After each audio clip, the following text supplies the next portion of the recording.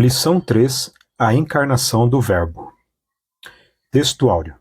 E o Verbo se fez carne e habitou entre nós, e vimos a sua glória como a glória do unigênito do Pai, cheio de graça e de verdade.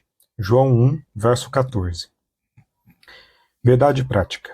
A vinda do Filho de Deus em forma humana é um fato presenciado por muitas testemunhas, por isso a negação da sua historicidade não se sustenta. Leitura diária, segunda, Lucas 2, versos 40 e 52. O desenvolvimento físico, intelectual e espiritual de Jesus. Terça, Romanos 1, verso 3. O Filho de Deus nasceu da descendência de Davi segundo a carne. Quarta, Romanos 8, verso 3. Deus enviou seu Filho em semelhança da carne. Quinta, Filipenses 2, versos 5 a 8. Jesus se fez semelhante aos homens.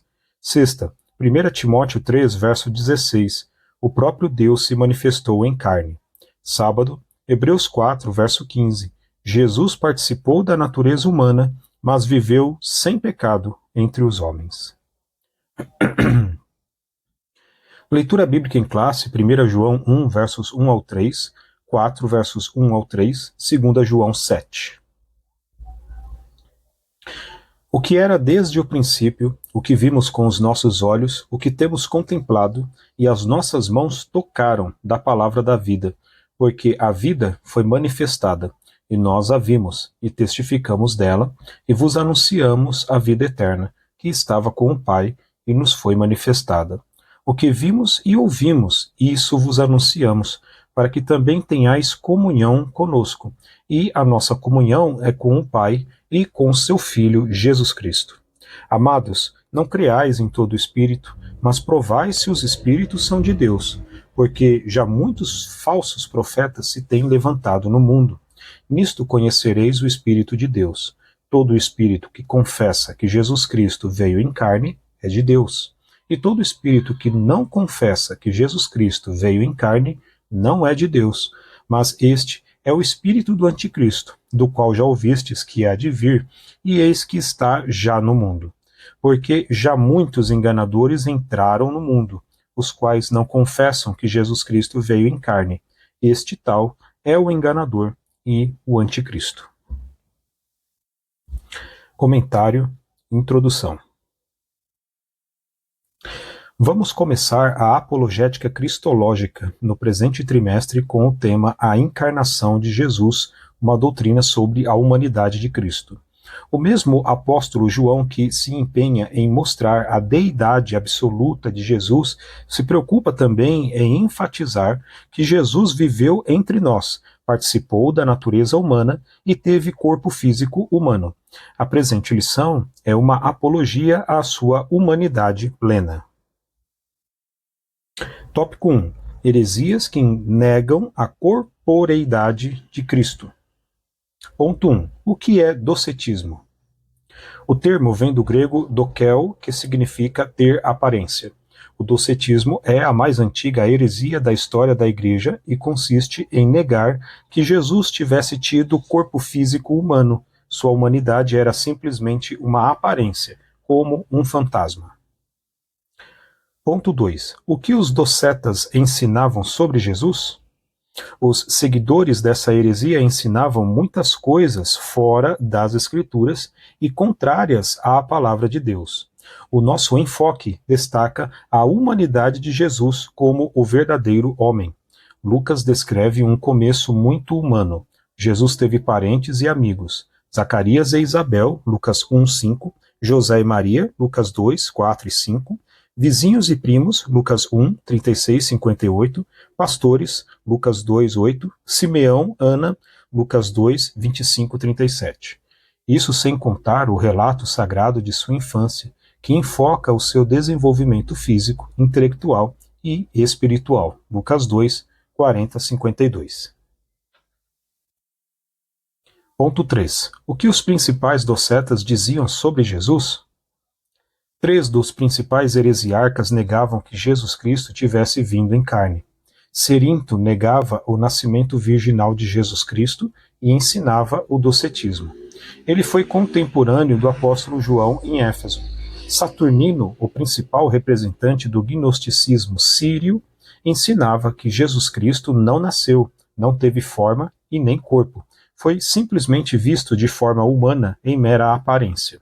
Marcião é outro heresiarca que negava ser Cristo verdadeiramente humano, mas quanto ao seu corpo, não se sabe se, na opinião dele, era apenas uma aparência ou de substância etérea. No entanto, a Bíblia declara de maneira direta que Jesus nasceu, mencionando até mesmo o local, em Belém da Judéia, Mateus 2:1, Lucas 2:11, e época, no reinado de César Augusto, imperador romano, Lucas 2:1. A Bíblia fala também do corpo físico de Jesus, João 2:21. Tópico 2. A afirmação apostólica da corporeidade de Jesus. Ponto 1. O que era desde o princípio, João 1:1.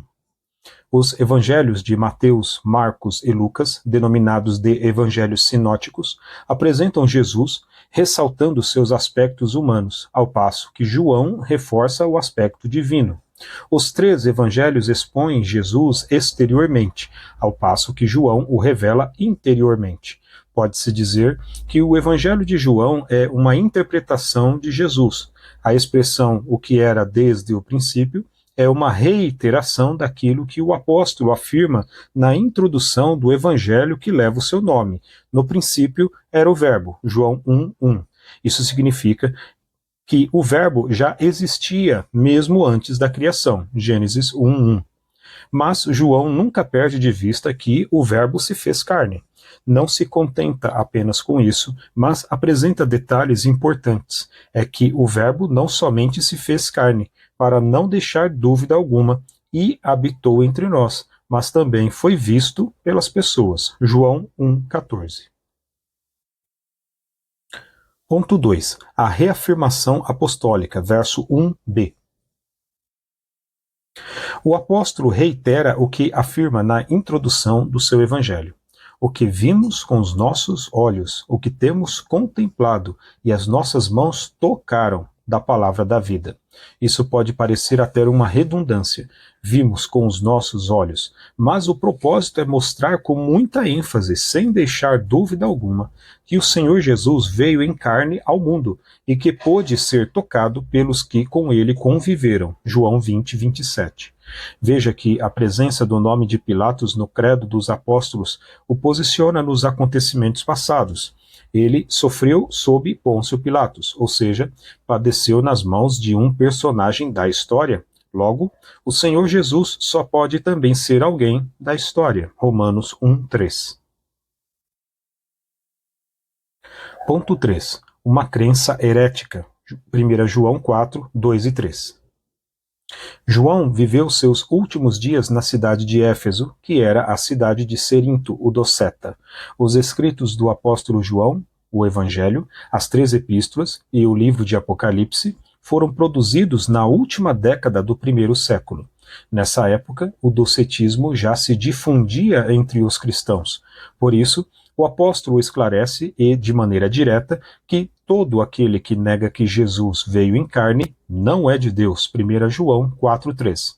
Veja a gravidade dessa heresia, pois se Jesus não teve corpo físico real, ele também não morreu, e se não morreu, também não ressuscitou. Se não ressuscitou, logo não há esperança de salvação. 1 Coríntios 15, 1-3, 17 e 18. Por essa razão, o apóstolo João foi contundente contra os docetas. Os expoentes de tal crença são chamados de enganadores, 2 João 7.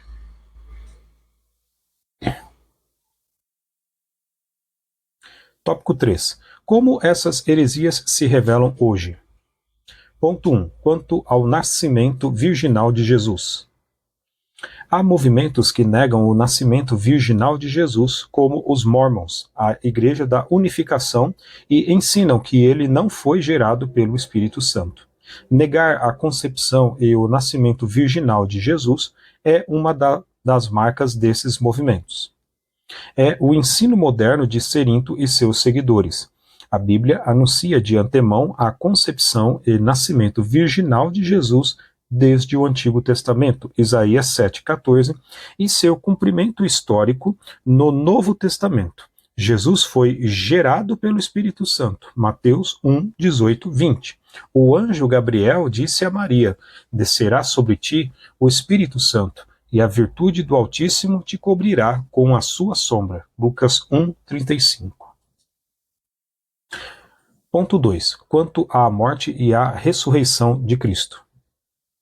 O heresiarca gnóstico do Egito, Basílides, negava a crucificação de Cristo. Dizia que Simão, o Cirineu, transfigurou-se e foi equivocadamente crucificado, e que o populacho o tomou por Jesus. Assim sendo, Cristo apenas presenciou a crucificação de Simão, seu suposto sósia. O Alcorão, o livro sagrado dos muçulmanos e sua principal fonte de autoridade espiritual, declara que o Senhor Jesus não foi crucificado, que tudo não passou de uma simulação. Alcorão 4:157. Nas notas explicativas de rodapé, nas edições do Alcorão, eles afirmam que um sósia de Jesus foi levado à cruz. Isso se parece com a ideia de Basílides. Essa doutrina contraria todo o pensamento bíblico e os fatos históricos. A Bíblia ensina que Jesus morreu e ressuscitou dentre os mortos. 1 Coríntios 15, 3 e 4. Ponto 3. Confirmação histórica. A confirmação bíblica e histórica da morte de Jesus é fato incontestável. Historiadores não cristãos, judeus e romanos, atestaram a morte de Jesus. Flávio Joséfo, historiador judeu, 37 a 100 depois de Cristo, disse: acusaram-no perante Pilatos, e este ordenou que o crucificassem. Os que o haviam amado durante a sua vida não o abandonaram depois da morte. O historiador romano Tácito, 55 a 117 depois de Cristo, escreveu: aquele de quem levavam o nome, Cristo, foi executado no reinado de Tibério pelo procurador Pôncio Pilatos. A Bíblia declara que Jesus, depois de ter padecido, se apresentou vivo, com muitas e infalíveis provas. Atos 1, 3. Conclusão. As expressões "o Verbo se fez carne" e "Jesus Cristo veio em carne" significam uma resposta aos docetas. Os evangelhos revelam vários atributos característicos do Jesus ser humano. Ele foi revestido do corpo físico porque o pecado entrou no mundo por um homem e, pela justiça de Deus, tinha de ser vencido por um ser humano. Jesus se encarnou, fez-se homem sujeito ao pecado, embora nunca houvesse pecado, e venceu o pecado como homem. Amém.